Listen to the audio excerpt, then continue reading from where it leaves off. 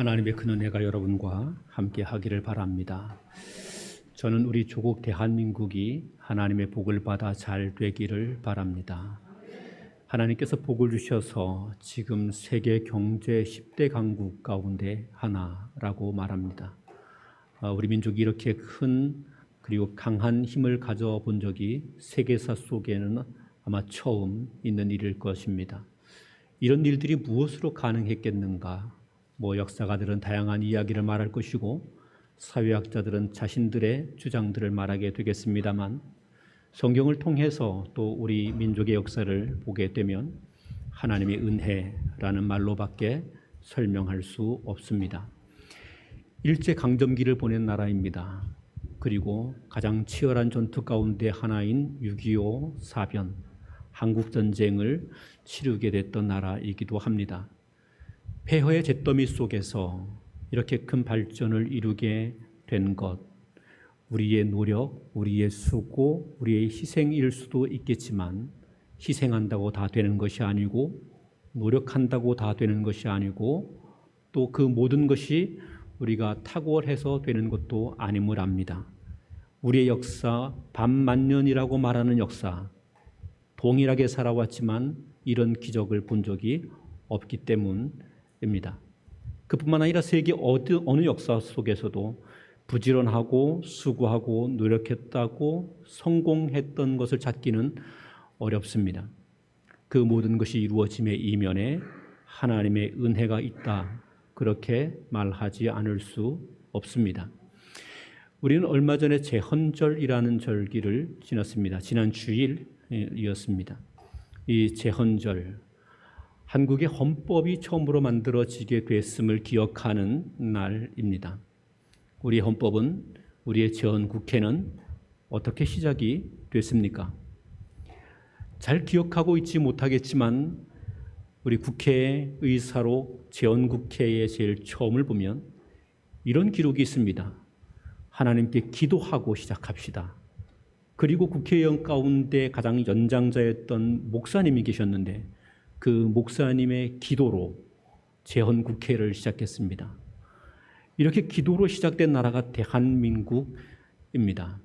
그러니 하나님의 복을 받아 이런 은혜를 누리고 있는 것이라고 여겨집니다. 국가란 어떤 것이겠습니까? 나라는 어떤 것이겠습니까? 다른 나라들도 다 존재하고 있으니 그저 사람들이 정치를 위해 만들어 둔 것입니까? 가끔 이런 생각을 해봅니다. 대한민국이라는 지금 현재 속에 걱정거리가 하나 있다면 경제도 크게 걱정이 되지 않고 문화도 별로 걱정이 되지 않는데 제일 걱정되는 게 정치입니다. 그래서 사람들이 모두가 정치를 걱정합니다. 대한민국의 선진화는 정치인들만 선진화되면 된다, 그렇게 말하기도 합니다. 가끔 이 통일로 또 자유로를 따라서 지나가다 보면 북한 철책이 이렇게 앞에 놓여 있습니다. 저놈의 것은 왜 있나? 저기 넘어가면 참 좋을 것 같은데, 아니 저 건너편에 있는 분들도 이리 넘어올 수 있으면 참 좋을 것 같은데 어떤 놈이 저기다 줄을 거놓고 어떤 놈이 철책을 쳐놨나, 그런 생각을 합니다. 그리고는 속에서 이런 마음이 들죠. 정치하는 놈들이 문제야, 그런 생각을 합니다. 때로는 정치가 없으면 우리가 편하고 좋을 것처럼 여겨집니다. 그러나 성경은 우리에게 이런 가르침을 줍니다. 국가, 정치 이런 것들은 그저 사람들이 자기 욕망을 따라 만들어낸 것이 아니라 하나님이 세우신 것이다, 이렇게 이야기합니다. 하나님이 세우신 것이다. 그 정권이 악한 정권이든지 선한 정권이든지 하나님이 세우신 것이다, 그렇게 이야기합니다. 조금 전에 우리가 함께 읽게 된 로마서 13장에 소개되어 있는 이 말씀, 사도 바울이 당시 성도들에게 통치자들을 위해서, 왕들을 위해서 기도하라, 그렇게 이야기합니다. 그때 통치자들, 왕들은 누구였습니까? 예수 믿는 그리스도인들이었습니까? 아닙니다. 로마의 황제들과 그 관료들을 말하는 것이죠. 그 로마의 황제들과 관료들은 어떠했습니까? 예수 믿는 사람들을 핍박하고 학대하고 심지어는 죽이는 일을 서슴지 않고 행했던 사람들입니다. 그런데 바울은 이런 사람들을 위해서 기도하라고 말합니다. 그리고 그 악한 정권 누가 세운 것이냐? 하나님께서 세우신 것이다. 이렇게 이야기를 합니다. 하나님께서 한 민족 가운데 또는 한 지역에 나라를, 국가를 세우시고 통치자를 세우십니다.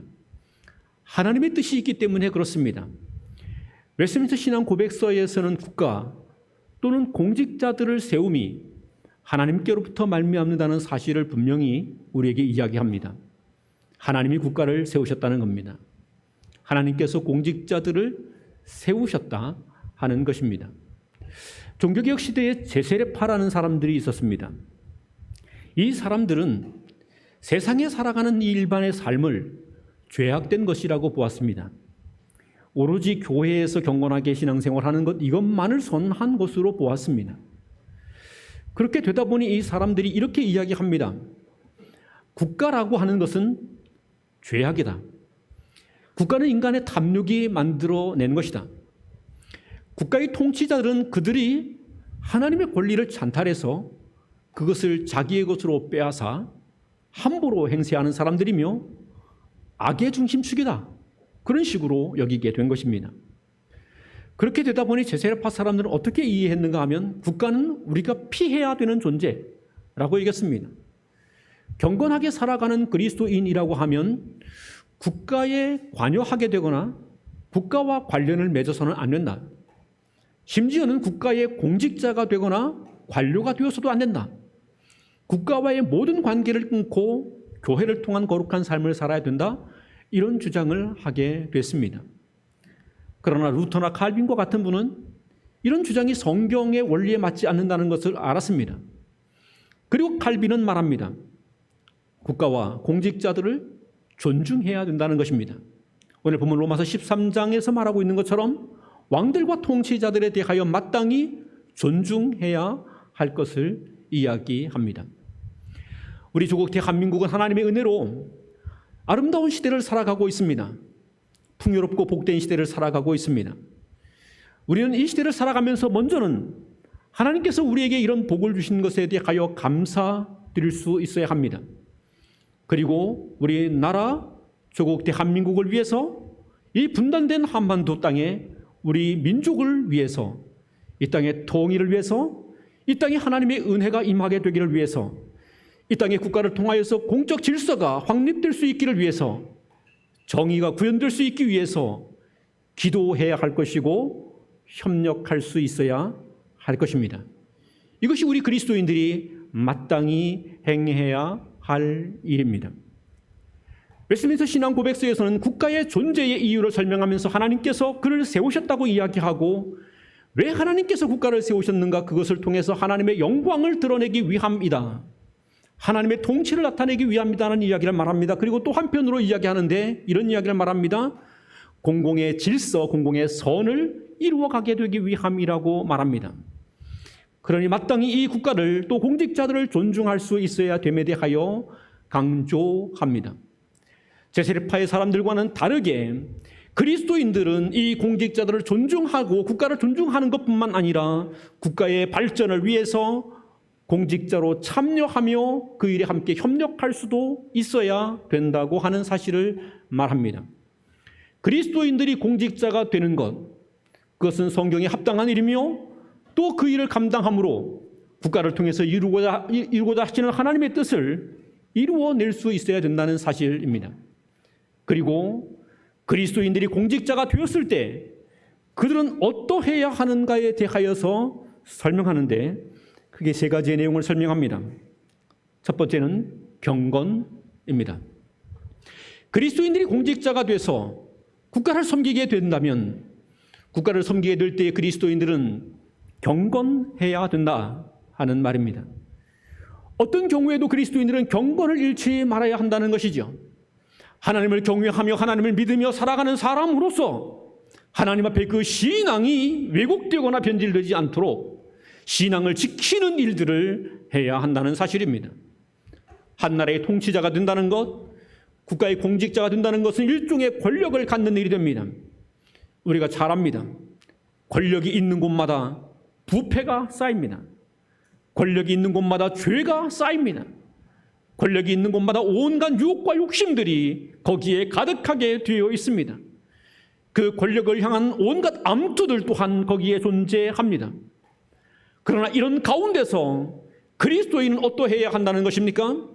그리스도인들은 그때 그 모든 자리에서 권력에 집착하여 살아가는 사람이 아니라 경건을 가질 수 있는 사람이어야 한다는 사실입니다. 다니엘서의 다니엘과 다니엘의 세 친구의 이야기가 소개됩니다. 그들은 이스라엘 백성입니다. 유다의 백성이었습니다. 그들은 유다 땅의 귀족들의 자녀들이었고 고위 신분의 자녀들이었습니다. 그런데 바벨론 땅의 포로가 되어 가게 됐습니다. 적국입니다. 이방 나라입니다. 우상 숭배하는 왕이 다스리고 있는 나라이며 우상 숭배로 가득한 나라입니다. 그런데 그곳에 가게 됐을 때에 그는 그곳에서 공직을 맡게 됐습니다. 다니엘은 느부갓네살 왕의 신임을 받아 높은 공직에 이르게 되었습니다. 이런 과정 속에 다니엘과 다니엘의 세 친구들은 이렇게 결단합니다. 우리가 비록 바벨론 땅에 살아가게 되고 바벨론 왕의 통치 가운데 살아가게 되고 그리고 여기에서 공직자로 녹을 먹으며 살아가게 되지만 우리는 뜻을 정하여 왕의 진미와 포도주로 우리를 더럽히지 않겠노라, 그렇게 결단합니다. 그리고 그들은 기꺼이 우상숭배의 모든 재물을 뒤로 하고 채식을 먹는 사람으로 살아가면서 그들의 경건을 지켜가고 그들의 직무를 수행하는 사람들이 되었습니다. 그뿐만 아니죠. 이들에게는 온갖 시련이 다가오게 됐습니다. 왕이 들어와 평지에 세운 신상 앞에 절해야 하는 문제가 다가오게 되었고, 때로는 예루살렘 성전을 향하여 문을 열고 기도하는 일을 중단해야 하는 일들이 그들에게 다가오게 되었습니다만, 그들은 그 모든 환경 가운데 형편에 낙심하지 않았고 좌절하지 않았고 바벨론 왕과 타협하지도 않았고 죄와 손잡지도 않았고, 그때 그들은 그 자리에서 하나님 앞에 경건을 지켜가는 사람들이 되었습니다. 때로는 목숨을 걸어야 했습니다. 때로는 사자굴에 던져지는 수욕을 당해야 했습니다. 그러나 그 모든 것을 감수하고서라도 그들은 경건을 지키는 사람들이었습니다. 예수 믿는 그리스도인들은 어떻게 살아가야 하는가? 이 땅을 살아가면서 이 땅에 우리가 공직을 맡아 감당하게 될 때도 있고, 우리에게 주어진 다양한 권력을 가지고 살아가는 자리에, 높은 자리에, 존귀한 자리에 서게 될 때가 있을 것입니다. 그러나 그때 우리는 권력을 탐하거나 그런 욕심에 매여 있거나 그것 때문에 죄를 범하는 사람이 되어서는 안 될 것이며, 그때에도 반드시 기억해야 합니다. 경건해야 합니다. 경건해야 합니다. 경건을 빼앗기지 말아야 합니다. 경건을 포기하지 말아야 합니다. 경건을 저버리지 말아야 합니다. 하나님 앞에 경건하게 살아가는 것, 그것이 그 어떤 것보다도 귀중하다는 사실을 기억해야 합니다. 기꺼이 우리에게 있는 공직을 저버리는 한이 있더라도, 아니 우리의 생명을 잃게 되는 한이 있더라도 우리는 하나님 앞에서의 거룩과 경건을 지켜가는 사람이 되어야 하는 것입니다. 웨스트민스터 신앙고백서는 두 번째로 그리스도인들이 공직을 가지고 살아가게 될 때에 해야 할 일이 있음을 소개합니다. 그것은 공의를 행하는 것입니다. 공의를 행해야 한다는 것, 공정해야 한다는 말입니다. 주어진 공직을 감당하게 될 때에 그 일에 대해서 좌로 우로 치우치지 아니하며 공정해야 하는 것이죠. 사익을 추구하지 아니하며 공의를 추구해야 하는 것입니다. 공적 이익을 추구해야 하는 것입니다. 내가 속한 집단이나 내가 속한 교회나 내가 속한 정당이나 내가 좋아하는 어떤 단체들만의 이익을 위하여 내 권력을 사용하는 것이 아니라 공동체 전체의 공적 유익을 위하여 주어진 권력을 사용할 수 있어야 된다고 가르칩니다. 그래서 웨스트민스터 신앙고백서에는 아주 특별한 기록을 우리에게 해줍니다. 국가의 공직자는 어떤 교파를 우대해서도 안 된다, 이렇게 이야기합니다. 또 설명합니다. 종교가 다르다는 이유로 사람을 모욕하거나 폭행하거나 학대하거나 상해해서는 안 된다, 이렇게 이야기합니다. 아니 1600년대에 벌써 이와 같은 이 엄청난 기록을 우리에게 주고 있다는 겁니다. 민주주의라는 것이 뭔지도 잘 모르던 시대에 웨스트민스터 신앙 고백서는 이 엄청난 이야기를 말하고 있는 겁니다. 종교의 자유가 무엇인지 알지도 못하던 그런 시대에 웨스트민스터 신앙 고백서는 성경을 통하여 이렇게 말합니다. 그리스도인이 공직자가 되었다면 내가 속한 교파의 이익을 위해서 사는 사람이어서는 안 된다. 내가 대한예수교 장로회 합동교단의 교인이고 성도이기 때문에 내가 가지고 있는 힘을 이용해서 대한예수교 장로회 합동교단의 유익만을 위하여 이 권력을 사용해서는 안 된다는 것입니다. 모든 교파에 공평하고 공정해야 한다는 것입니다. 심지어 종교가 다른 사람에게 대하여서도 그것이 종교가 다르다는 이유로 그들을 해하거나 상해하거나 그들에게 차별을 두어서는 안 된다. 그렇게 이야기하고 있는 것이죠. 각각의 종교를 존중히 여기며 그래서 그들의 신성한 직무를 보호하고 자유를 지켜줄 수 있어야 된다는 사실을 이야기합니다. 이것이 그리스도인이 공직을 맡아 감당할 때에 해야 할 일입니다. 단순히 이것이 국가의 공직을 맡아 감당할 때만 그런 것이 아닙니다. 우리가 살아가고 있는 직장과 사회 속에서 우리에게 주어진 어떤 권한들이 있게 될 때에 그 권한은 편파적이어서는 안 되고 누군가의 특별한 이익을 위해서 사용해서도 안 되고 누군가의 우대를 위하여 사용해서도 되는 것이 아니고 이것은 항상 공정하게 이루어질 수 있게 해야 한다는 말입니다. 쉽지는 않을 것입니다. 그러나 그리스도인들은 이와 같은 데 열심을 다하여 뜻을 두고 헌신할 수 있어야 합니다. 이것이 성경이 우리에게 가르치는 바이고 웨스트민스터 신앙 고백서가 우리에게 증거하고 있는 바입니다. 세 번째로 그리스도인이 공직을 맡게 될 때 어떠해야 하는가? 평화를 만들어가는 자이어야 된다고 말합니다. 현대사회는 참 복잡합니다. 갈등사회라고 말해도 과언이 아닐 것입니다. 온갖 이익집단들 간의 갈등이 첨예하게 대립하고 충돌하고 있는 것이 현대사회입니다. 국가 안에는 수없이 많은 사람들의 이익단체들이 다양한 관계 속에 얽혀 있습니다. 이 다양한 관계 속에 얽혀 있다 보니 그 가운데 이 집단의 충돌들이 생겨나게 되어 있습니다. 그 가운데 그리스도인은 무엇을 만들어가는 사람인가? 평화를 만들어가는 사람이어야 한다는 것입니다. 한 국가를 평화로운 나라가 되게 하고 한 사회를 평화로운 사회가 되게 하고 수없이 많은 갈등과 다툼이 있는 바로 그 자리에 평화가 세워질 수 있도록 일해가는 사람, 그런 사람이 되어야 한다는 것이죠. 최근에 공직자들의 모습들을 보면 참 어처구니 없는 일들이 많이 있습니다. 어딘가에 어떤 누군가에게서 표를 얻어 국회의원이 되고 또 대통령이 되고 어떤 지위에 오르기 위해서 파당을 나누고 그리고 파벌 싸움을 일으키는 경우들이 있습니다. 여자들을 부추기고 남자들을 부추기고 노인들을 부추기고 젊은이들을 부추기고 이러면서 파당을 만들어 갑니다. 정치인들이 이와 같은 행태를 인해서 사회는 온통 갈등이 가득한 곳이 되어버리고 말았습니다.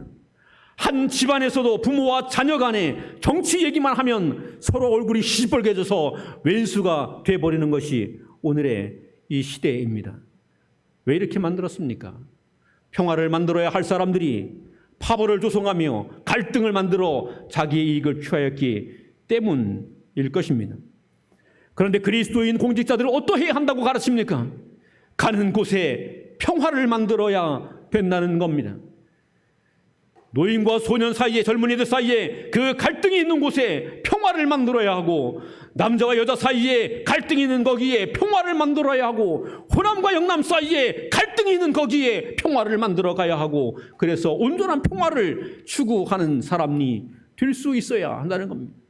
우리가 살아가는 동안에 우리가 살아가는 삶의 자리에 그리스도인들은 평화를 만들어가는 사람이어야 합니다.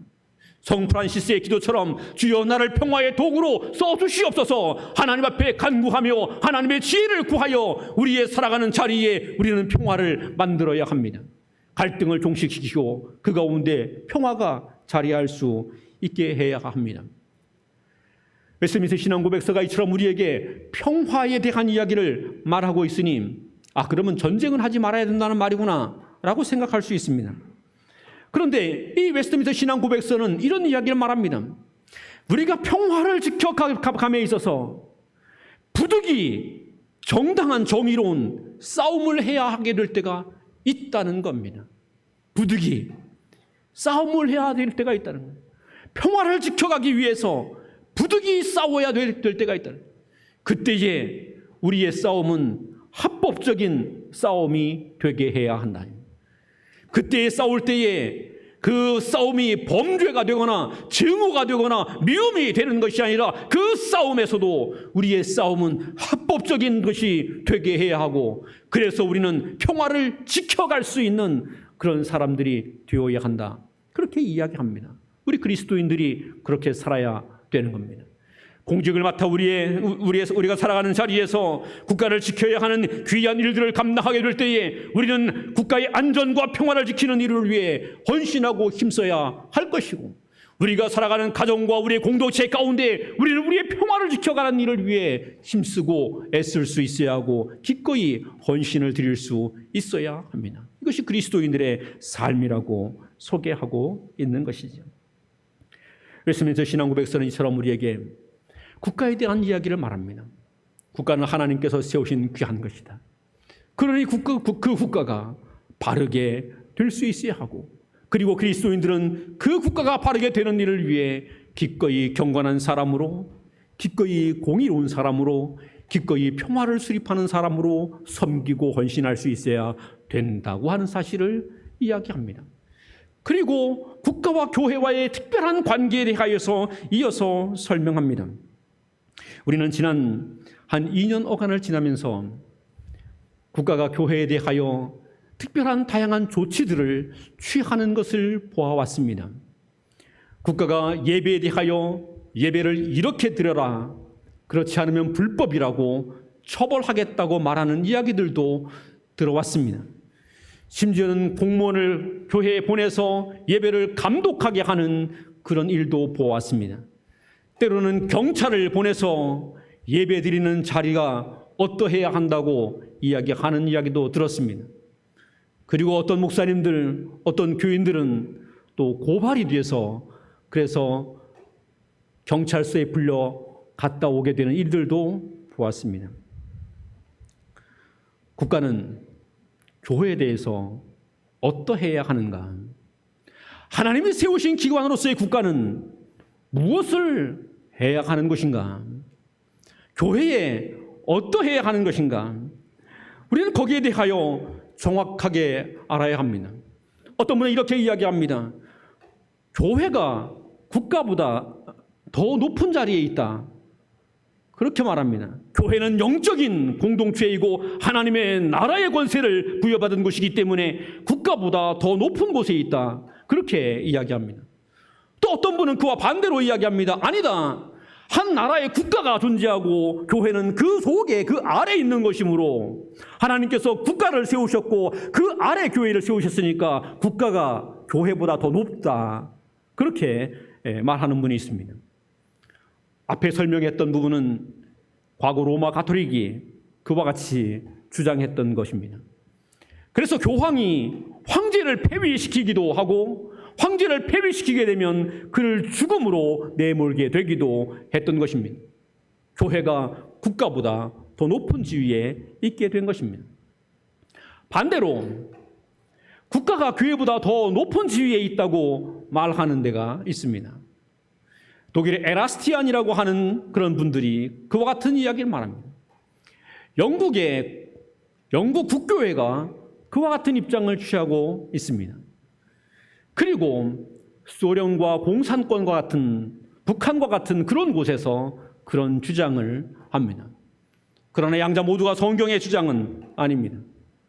성경은 교회와 국가는 구별되어 있음을 분명하게 말합니다. 오늘 민주사회의 헌법에서 교회와 국가의 분리 또는 구분에 대한 이야기가 언급된 것은 다른 곳에서 나온 것이 아닙니다.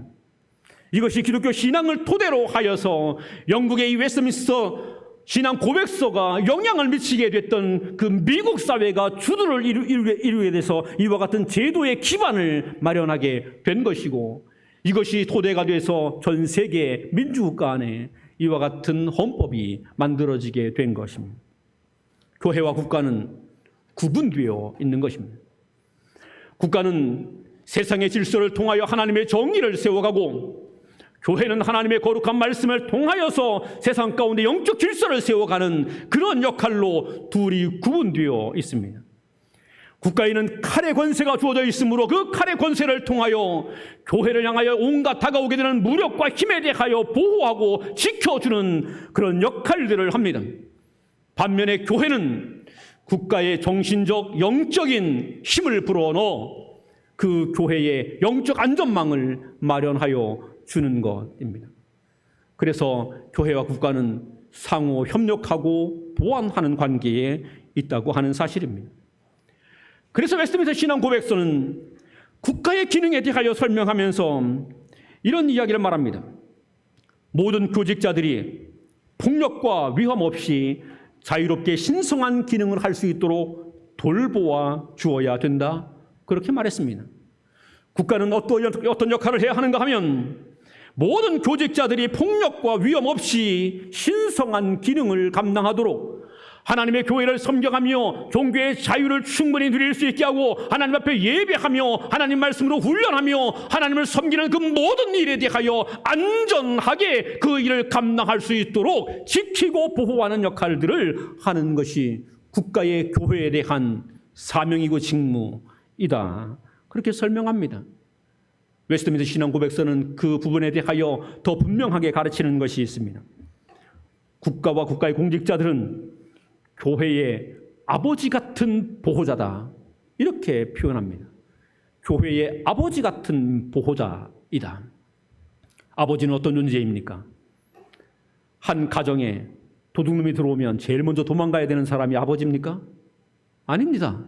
아버지는 도둑놈이 들어오면 자기가 죽든 자기에게 무슨 해가 있든 가족들을 지키기 위해서 제일 먼저 앞에 나가야 합니다. 물론 요즘 아버지들은 바퀴벌레를 보고 제일 먼저 도망갑니다.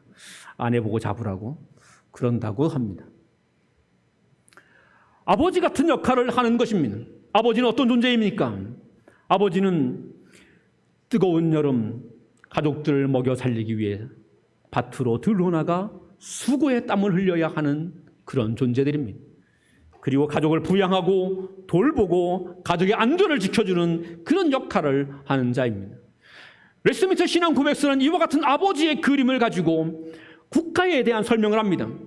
국가는 교회에 대하여 어떠해야 하는가 하면 그에게 주어진 칼의 권세와 힘과 능력과 그 모든 것을 동원해서 하나님의 교회를 보호하는, 하나님의 백성들이 하나님을 섬기는 일을 보호하는, 안전하게 하나님을 섬길 수 있도록 하고 하나님을 예배할 수 있도록 하고 하나님을 경배할 수 있도록 돕는 자이어야 된다는 말입니다.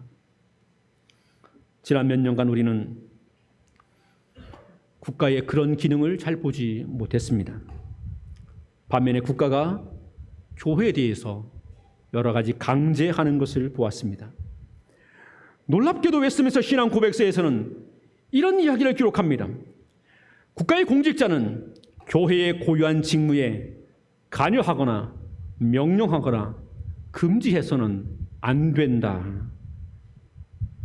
이것이 기록되고 있을 때는 절대 왕정의 시대입니다. 왕이 독재하던 시대입니다. 왕이 독재하던 시대에 웨스트민스터 신앙 고백서가 기록되는데 국가의 공직자, 통치자는 교회의 고유한 직무에 대하여 관여하거나 명령하거나 금지해서는 안 된다. 이렇게 이야기했습니다. 그리고 또 말합니다. 국가가 어떤 법으로도 교회의 정치와 권징에 간섭할 수 없다. 그렇게 이야기합니다. 그런데 오늘날 우리 사회에서는 이것이 무너져 가고 있습니다. 이런저런 이유를 통하여서 교회의 고유한 직무에 대하여 간섭합니다. 심지어 하나님께 예배하는 것에 대하여 명령합니다. 금지하기도 합니다. 조금 전에 말씀드린 것처럼 경찰을 보내서 통제하기도 합니다. 국가 권력의 남용이요 왜곡이라고 말하지 않을 수 없습니다. 그뿐만 아니라 교회의 권징과 정치에 대하여 이제는 사법부가 민법을 통해서 또는 형법을 통해서 다양한 법을 통해서 교회의 권징과 교회의 법을 침해하는 일들이 심심치 않게 일어나고 있는 것이 현실입니다. 교회의 고유한 일은 이미 무너져 버리고 만 것입니다. 국가가 자기의 자리를 벗어나고 있는 것이라고 말하지 않을 수 없습니다.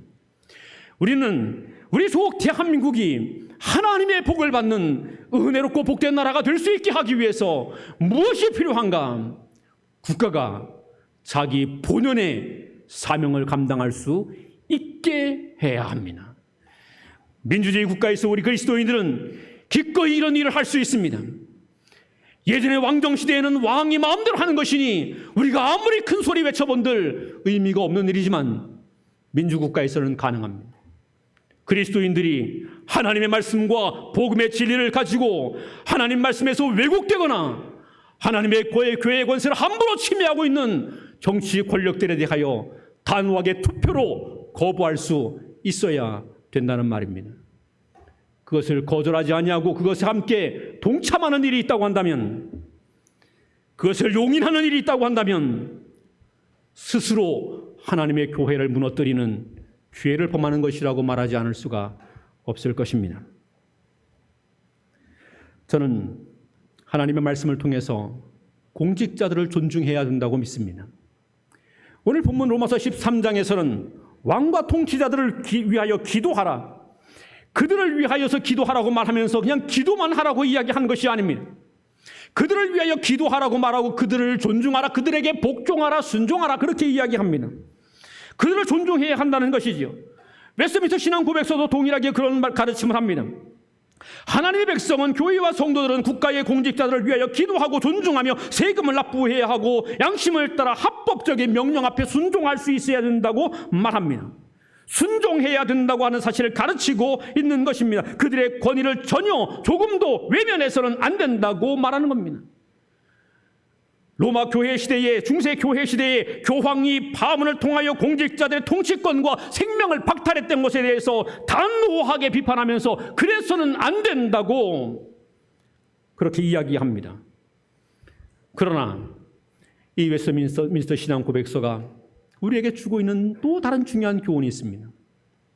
통치자들에게 존중하여 복종하고, 심지어 그들이 이방인이라 할지라도, 그들이 불신앙의 사람이라 할지라도, 그들이 이단에 빠진 사람이라 할지라도, 그들이 다른 종교를 믿는 사람이라 할지라도 그들을 향하여 존중하라, 그렇게 이야기하고는, 그들을 순종하라, 그렇게 이야기하고는 거기에 부과한 말이 이것입니다. 그들의 합법적인 명령에 순종하라, 그렇게 이야기합니다. 그들의 합법적인 명령에 순종하라. 오늘 본문의 말씀 로마서 13장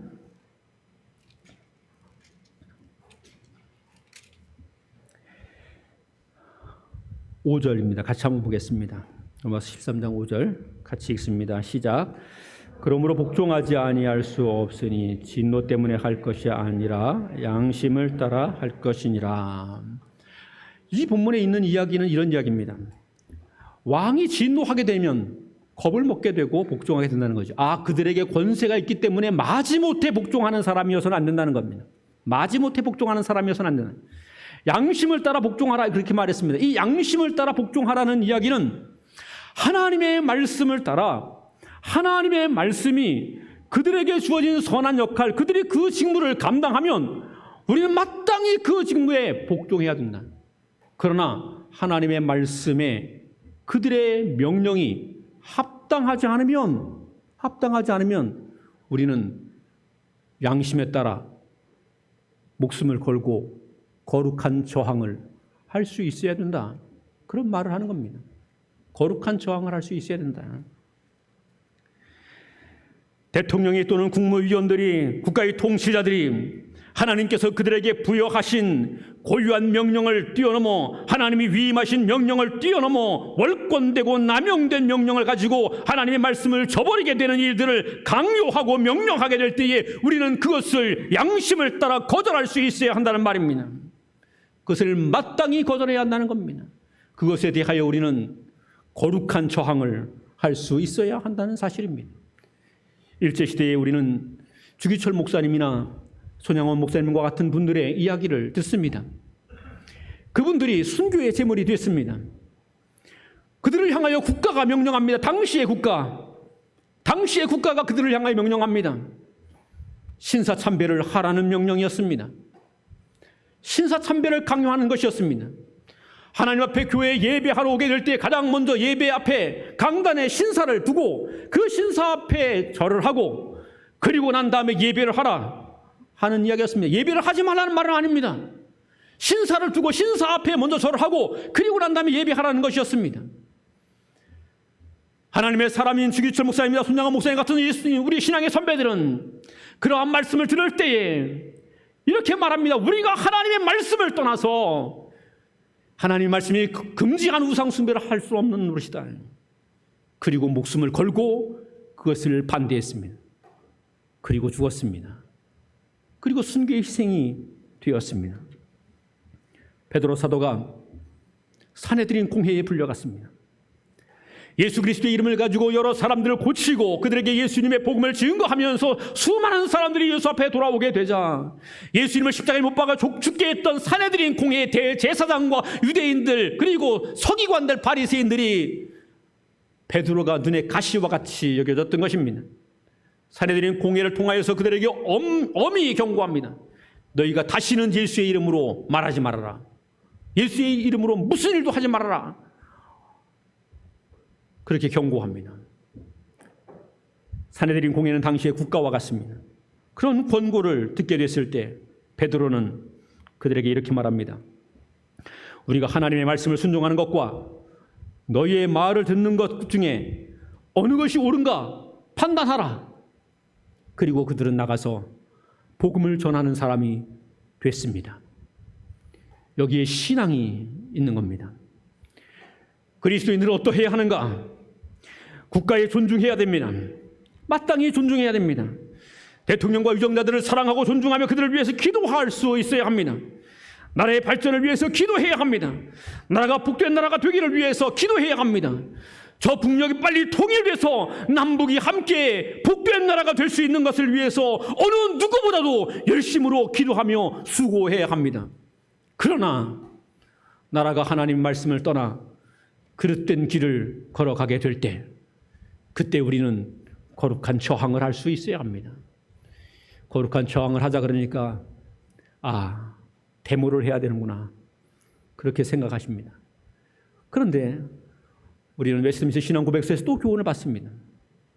전쟁을 하게 되더라도 합법적으로 해야 된다 그렇게 말합니다. 다시 이야기하면 이런 것입니다. 우리가 거룩한 저항을 하게 될 때 반드시 그것이 거룩한 모습으로 해야 한다는 이야기입니다. 폭력적인 것이나 불법적인 것이나 온갖 행패를 부리는 것이나 무질서하게 행하는 것이 아니라 거룩함을 유지하는 방식으로 할 수 있어야 한다는 사실입니다. 말씀을 맺겠습니다. 저는 저의 조국 대한민국, 우리의 조국 대한민국이 하나님의 복을 받아 은혜 가운데 날마다 아름답게 세워지기를 바랍니다. 세계 열방 가운데 이제 경제 10대 강국이라고 말하는데 경제 10대 강국이 아니라 그보다 더 힘있고 능력 있는 그런 좋은 나라가 되기를 바랍니다. 하나님의 복이 이 땅에 풍성하여 넘치게 돼서 온 세계와 민족이 우리를 보고 부러워할 수 있는 그런 나라가 되기를 원합니다. 우리는 이를 위해서 마땅히 기도해야 합니다. 이를 위해서 우리는 헌신자가 되어야 합니다. 이를 위해서 기꺼이 공직자가 되어야 되고 이를 위해서 기꺼이 거룩한 공직자의 정신으로 경건과 공의와 평화의 삶을 추구해 갈 수 있는 그런 사람들이 되어야 할 것입니다.